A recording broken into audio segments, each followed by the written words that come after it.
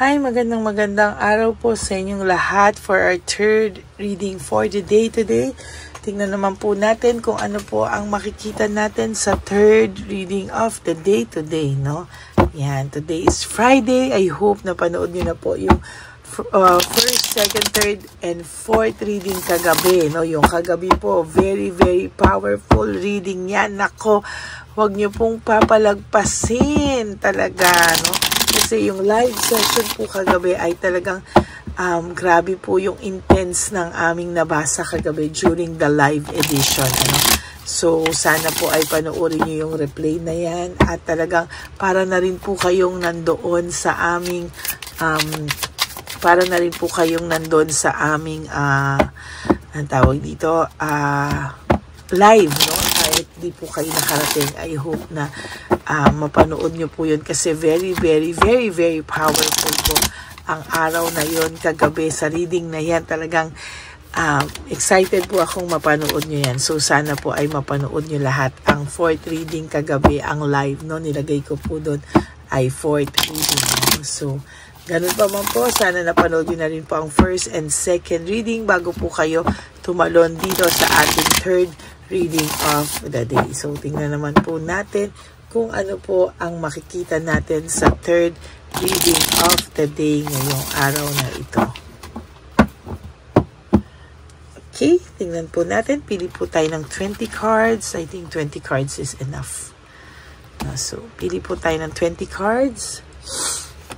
1, 2, 3, 4, 5, 6, 7, 8,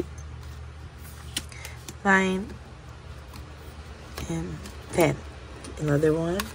11, 12, 13, 14, 15, 16, 17, 18, 19, and last one is 20. Itabi po natin muna itong ating hindi napiling cards. At ito po ang mga chosen ones, no? Ito po ang ating mga cards kung saan ito po ang pinapili sa atin ngayon ng Divine Universe, no?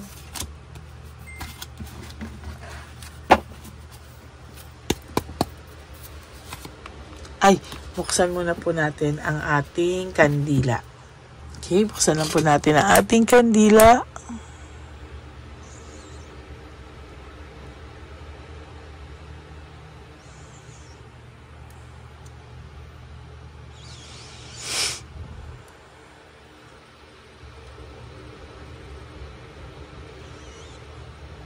Ayan, no? So, simulan na po natin ito, ano. So, for your first reading, uy, naiisip niya po ang mga magagandang oras nyo, alaala nyo, naiisip niya po ang lahat ng ito sa ngayon, ano, pero naiisip niya po kung gaano siya naging masaya nung kayo pa yung magkasama. Naiisip niya po yung happy memories nyo at talagang pagising niya pa lang po naaabolido po siya bakit ikaw agad ang laman ng isipan nitong taong to, no? Sa tingin ko po sa ngayon talagang naiirita po siya pag pagising niya pa lang po kasi ikaw na po ang laman ng isipan niya, no? Talagang hindi po ito nawawala hindi ka po nawawala sa isipan niya at talagang inis na inis po siya sa'yo.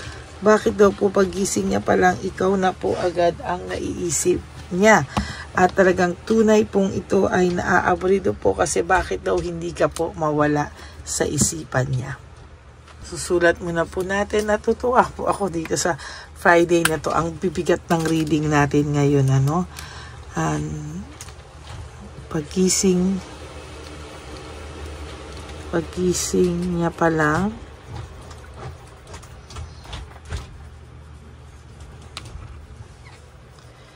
ikaw agad ang naiisip niya at naaaburido siya. Naaaburido at balisa siya. Kasi ayaw mong mawala sa isip niya. O hindi ka nawawala sa isipan niya. Kasi hindi ka mawala. Hindi ka po talaga nawawala sa isipan itong taong to no? Hindi ka po wala sa isipan niya. Kaya aburido siya, no? Kasi ayaw mo daw pong mawala sa isipan niya. Ayaw mo raw umalis sa isipan niya. Kaya itong taong to ay aburido talaga dahil ikaw po ay naiisip ng taong ito, no? Sa totoo lang, ayan, no? Dapat po ay siya daw ay masaya. Marami daw siyang naiisip niya po talaga yung pagiging sweet niyo nung umpisa, no? Yung pagiging gentleman niya sa'yo, yung lahat. Naiisip niya po yung kindness mo sa kanya. Naiisip niya pa ulit-ulit lahat ng magagandang ginawa mo sa taong to. Kaya po siya ay naiirita, no? Sa ngayon po ay naisip niya bigla, no? Of all these happy memories na naiisip niya sa lahat ng mga kabutihan mo na naiisip niya, naaaburido siya. Bakit ka daw niya binitray? Bakit daw naging dishonest siya sa'yo? Bakit daw po ikaw ay sinaktan nito? Hindi niya po maintindihan bakit niya biglang sinira yung magandang samahan nyo. At patuloy ka po niyang naiisip, no? Patuloy ka po niyang naiisip at hindi niya po alam kung ano ang nangyari sa kanya na para po siyang pinasukan ng kung sino man at bigla kanya pong nasaktan, no? Parang hindi niya po alam kung anong pumasok sa kanyang espiritu ng Poncio Pilato at bakit ka daw po niya all of a sudden bigla ka daw pong nasaktan ng taong ito at paulit-ulit ka daw po niyang sinaktan, ano? Sa totoo lang po, itong taong to ay hindi tumitigil at ikaw po ay talagang nahihirapan sa ngayon, ano? Talagang totally itong taong to ay ayaw ka na po niya maisip, to tell you honestly. Bakit? Kasi every time po na naiisip ka ng taong to, bumabalik lahat ng pait ng kahapon sa kanya, yung lahat po ng nagawa niya sa iyo. Tapos wala po siyang magawa, naghihintay lang po siya, no? Kung ano po yung mangyayari sa kanya. Nag-aantay po siya kung ano po ang gagawin niya at talagang naiisip ka po ng taong ito na sa totoo lang po ay hindi niya po alam saan po siya magsisimulang lumapit sa iyo, no? Hindi niya po alam kung saan at ano ang gagawin niya, mga style o strategy sa buhay niya, no? Bakit po ganyan ang naiisip niya, no? Bakit ka daw po nagsusumiksik sa isipan niya at bakit ka daw naiirita po talaga siya, to tell you honestly, dahil hindi niya po alam bakit all of a sudden biglang, ayan, ano, hindi ka naman na raw niya naiisip dati, bakit ngayon nagsusumiksik ka na naman daw sa isipan niya, no? There is this selfishness, naging selfish po ang taong ito. Talagang sa nakikita ko po, there is selfishness, no? Marami pong bagay ang nangyari sa kanya na talagang tipong nadala po siya sa mga material things, nagkamali po talaga siya. There is a huge mistake dito, no? Parang ang nakita niya po dito is kahit papano siya po ay parang nabuhusan ng malamig na tubig ngayon at bigla niya pong naiisip, ikaw, no? Bakit wala pa sa atin, hindi naman siya nakukonsensya nung una sa ginawa niya sa iyo. As a matter of fact, ikaw pa po yung blame niya, 'di ba? Pero bakit daw po ngayon pumapasok ka daw sa isipan niya? Ano daw bang nangyayari, no? Siguro daw ay naiisip mo din siya, yun ang naiisip niya. Baka daw nag-iisip ka sa kanya, edi wow, ikaw pa din ang blame, no? Ikaw pa din ang nag-iisip sa kanya. Kaya naiisip ka niya. Nakakatuwa talaga tong taong to, no? Ang dami niya pong failure, no? The world in reverse is all about failure, lack of fulfillment, unfinished business, emptiness, grief, lahat po yan, ano. So nakikita ko po ang taong ito ay hindi po tumitigil sa ngayon, ano. Sobra po siyang lungkot, sobra po siyang talagang dumadanas po siya ng sobrang lungkot sa ngayon. And sa nakikita ko, hindi po ito titigil maging malungkot sa mga susunod na panahon. Siya po rin po ay malulungkot at malulungkot at malulungkot, no? Hindi po titigil yan sa pagiging malungkot. Bakit? Hindi niya po matatanggapin na yung mga ginawa niya sa'yo ay karma ng kahapon, na yung ginawa niya po at bakit ka po niya naiisip, it's because of karma, no? Hindi niya po alam, pero yan po talaga ang nangyayari, no? Hindi niya po ikaw makontrol ngayon, ano? Naging greedy na po kasi siya at totally ikaw sa nakikita niya ay parang nagmo-move on sa buhay mo, no? Yung pag-move on mo po sa buhay mo is somehow one of the best thing na nangyari sa buhay mo. Nakita mo po na kahit masakit, kinaya mo po, no? Kahit masakit, pinilit mo pong tumayo sa sarili mong paa. At kahit masakit po ito, ay pinilit mong maging maayos yung buhay mo, no? At yun po ay hindi niya na makokontrol sa'yo sa mga oras na ito, no? Yun po yung isa sa mga kinakatakot niya, na kaya po hindi siya nabalik sa'yo kasi hindi na daw po, baka hindi na rin daw po mabalik yung dati at siya ay mahirapan lang po sa yung bumalik, no?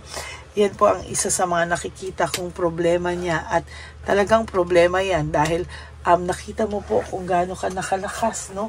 Hindi ka na po niya basta-basta madedenggoy sa laban na ito, no? Ikaw po sa laban na ito ay sobrang naging palaban ka na po sa buhay, no? Talagang yung mga dati pong umiiyak ka lang, no? Pero ngayon po it's all about paglaban na sa buhay, no? Naging maayos ka po at talagang sa nakikita ko ay wala na po akong failure na nakikita pa sa susunod sa mga buhay mo. Ikaw po ay lalaban at lalaban sa buhay. At yun po ay isa sa pinapasalamat ko po at ikinakapasalamat ko po dahil nakita ko po na yung dating pala iyak lang, ngayon nakaka-adjust na po sa buhay at ikaw po yon, no? Ang bibigat po talaga, no? This is all about talagang ito pong taong to ay sumobra po, no? Yung sumobra po yung sama ng ugali niya, sumobra po talaga yung pagiging makasarili niya, and hindi niya po inakala na sa lahat ng nangyayari sa kanya ngayon ay talagang nakarma po siya, no? Talagang hindi niya po alam kung bakit, pero sa nakikita ko po ngayon talagang naging over po talaga yung kanyang mga pains. At sa nakikita ko ngayon niya nare-realize na bakit ka ba niya namimiss? O bakit nga ba, no? Bakit ka nga ba niya namimiss? Ngayon ay talagang nakikita ko kung gaano kanya ka-miss na miss. At talagang pagising pa lang po niya sa umaga, naiirita na po siya kasi po talagang naiisip ka na niya at ayaw mong mawala sa isipan niya. Ayan, no? Siya po talaga ay natukso, no?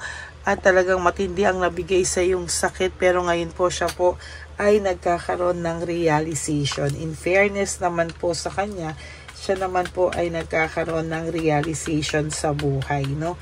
Para ngayon niya po naiisip lahat ng mga bagay na ginawa niya sa iyo. Ngayon niya po iniisip na kahit papano po ay matindi po ang mga matindi po talaga yung kapit ng sa kanya ng tadhana, no?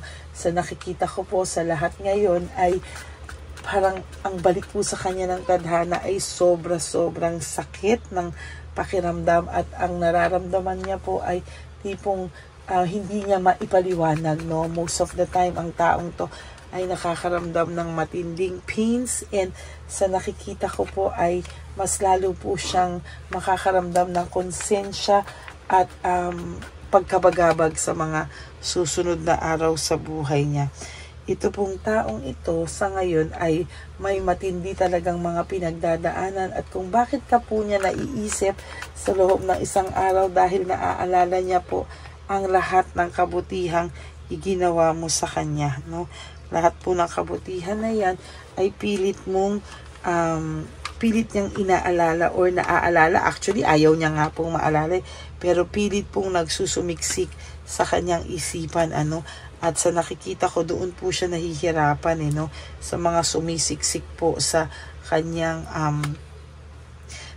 isipan, na bakit daw po yan ay sumisiksik sa kanyang isipan, So, sa nakikita ko po, talagang medyo matindi po yung nangyayari sa kanya sa mga oras na ito. Ayan po ang nakikita ko, Ina-isolate niya po yung sarili niya. There's isolation. And sa nakikita ko po dito ay meron po talagang katamaran. Ito, minsan pag sa umaga, ayaw niya po talagang tumayo, At talagang ito po ay maraming setbacks sa buhay niya ngayon. At talagang danger, Marami po talaga siyang kinakaharap sa ngayon.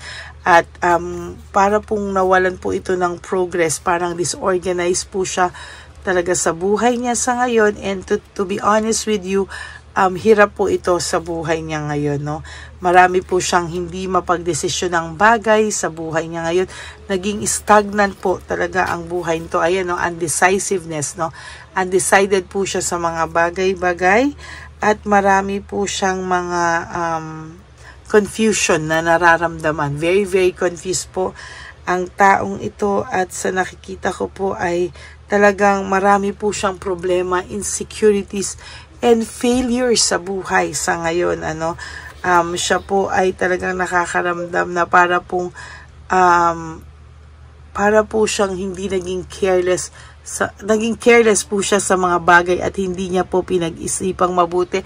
Marami po siyang cruel things na nabagsak na salita sa iyo at tipong talagang dinamdam mo, For your last card, this is Wheel of Fortune in reverse. This is misfortune, failure, chaos, bad news, lahat na po. Sabi ko nga po sa inyo sa second reading kanina, talaga pong ang taong ito ay nakakaramdam po ng matinding failure, At talagang hindi po yan matatahimik, hindi po siya matitigil hanggang sa mga susunod na panahon sa buhay niya.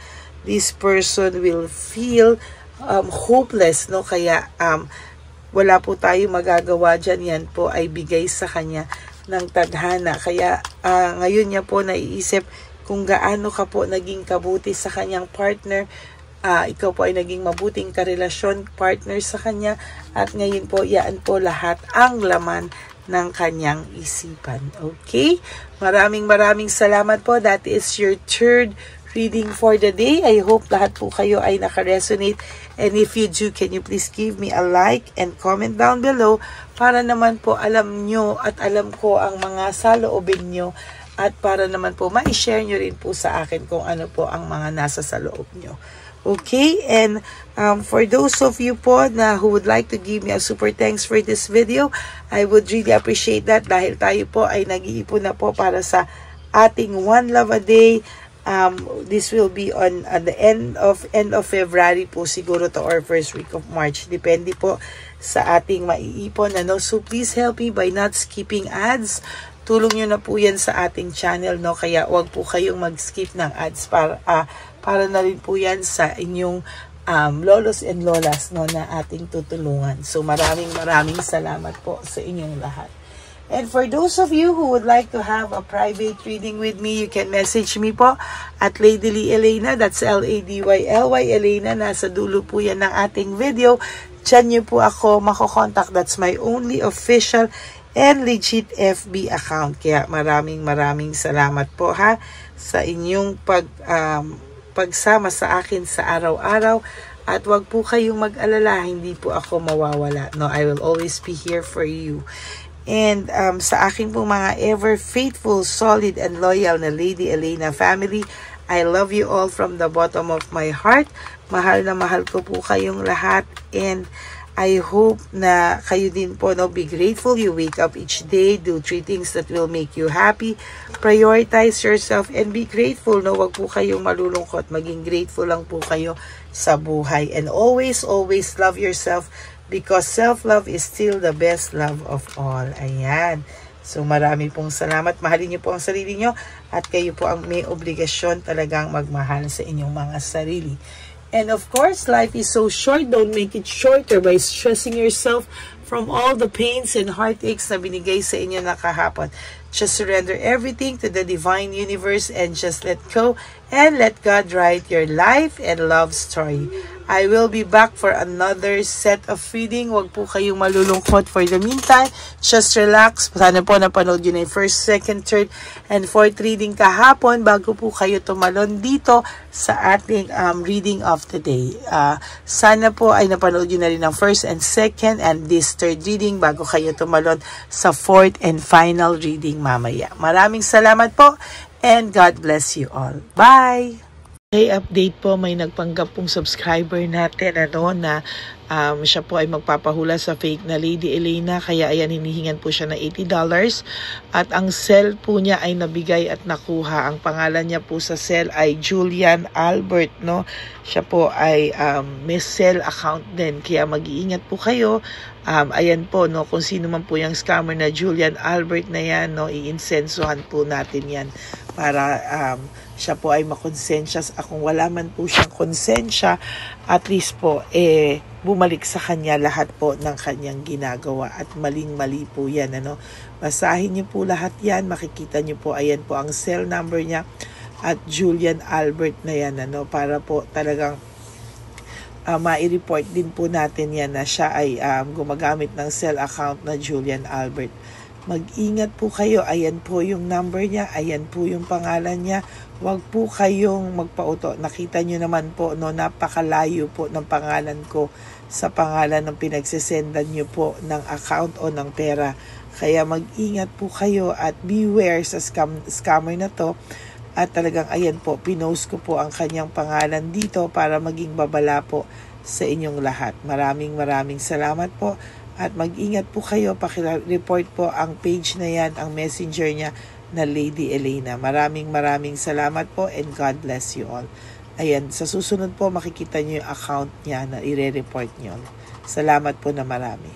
Magandang gabi po ulit sa inyong lahat. Ako po ay muling nagpapaalala sa inyo na mayroon pong lumalabas sa FB at Messenger account na fake account po, no, nang hihingi po ng $25 through PayPal at hindi po yan totoo. Huwag po kayong maniwala dyan. At pag sinabi mo po na gusto ko pong marinig ang boses nyo or makita kayo, ang sasabihin po ay magbibigay kami ng link. Buksan mo yan at pagkatapos ay makikita mo ako. Huwag po kayong maniniwala dahil yan po ay hindi totoo. Yan po ay isang malaking scam na pag binuksan nyo po ay mahahack po lahat sa inyo. Mahahack po ang inyong mga personal details. Lahat ay mahahack. Ako po ay nalulungkot na ito po ay nangyari. Ngunit sa talagang may mga tao pong masasama at may mga tao po talagang hindi makatiis na hindi gumawa ng masama sa ibang tao. Pero maging aware po sana kayo, tulungan nyo po ako, i-report po natin yung fake na yan at sa FB para siya po ay mawala na at wala na po siyang mabiktima pa, no? Nandyan po lahat ng details at maraming salamat po sa inyong lahat, maraming salamat po sa inyong lahat at mag-iingat po kayo.